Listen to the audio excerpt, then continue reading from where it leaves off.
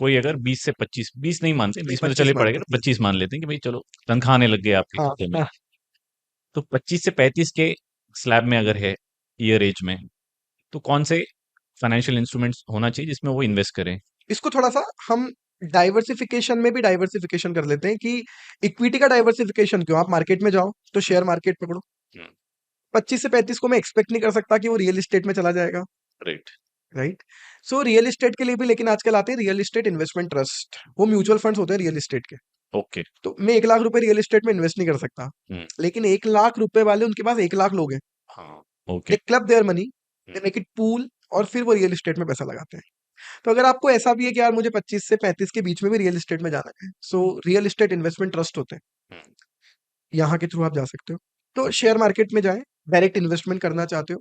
दूसरा better investment है SIPs, वो तो आप कंटिन्यू रखें। हम्म, तीसरा रियल एस्टेट इन्वेस्टमेंट ट्रस्ट, अगर आपको रियल एस्टेट में थोड़ा बहुत भी ऐसा इंटरेस्ट है, हम्म, फोमो होता है आजकल जेनजीस को कि यार मिस नहीं हो जाए मुझसे अपॉर्चुनिटी, राइट। तो आपके पास अभी इतना पैसा नहीं है कि आप रियल एस्टेट में लगा दोगे, करेक्ट। तो फिर आप रियल एस्टेट पूल के थ्रू इन्वेस्टमेंट कर ट्रस्ट लीजिए आप। के थ्रू जाओ। हम्म, तो पहले स्टार्टिंग, इन्वेस्टमेंट की स्टार्टिंग मुझे लगता है हमें एसआईपी से करनी चाहिए। हम्म, थोड़ा सा कॉन्फिडेंस आ जाए मार्केट पर, तो जाना चाहिए डायरेक्ट शेयर के इन्वेस्टमेंट ओके। पर। रियल एस्टेट में जाना मुझे लगता है जब थोड़ा बहुत पैसा यहाँ से कमा लें, अपनी खुद की भी सेविंग अच्छी खासी हो, फिर रिस्क तो उसमें मत एपिटाइट या जाना चाहिए। उस मार्केट का थोड़ा सा अंडरस्टैंडिंग भी यस, जरूरी है मेरे ख्याल से, रियल एस्टेट में। बिल्कुल। और अगर आपको अभी घर में रहना ही नहीं है, हम्म, तो फिर आप घर मत खरीदो, फ्लैट मत खरीदो, हम्म, फिर आप प्लॉट्स खरीदो।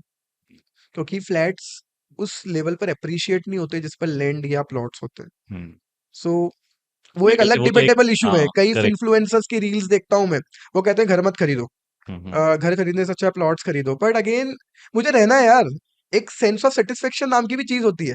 मेरा खुद का घर है। सिर्फ बैंक बैलेंस के लिए नहीं होता है सब बैंक बैलेंस कुछ। के लिए लाइफ नहीं होती ना आपकी। अभी आपकी शादी हो जाए, आपकी आप और आपकी वाइफ रह रही है साथ में, और 6 महीने बाद आप रह रहे हो बढ़िया अच्छे से, आपने सेटल कर ली थी लाइफ उसके अकॉर्डिंग, और 6 महीने बाद आपका लैंडलॉर्ड कहे कि मुझ मैंने किसी खाली और को कर दे दो। दिया, खाली कर दिया, आपके सेटिस्फेक्शन का लेवल क्या है?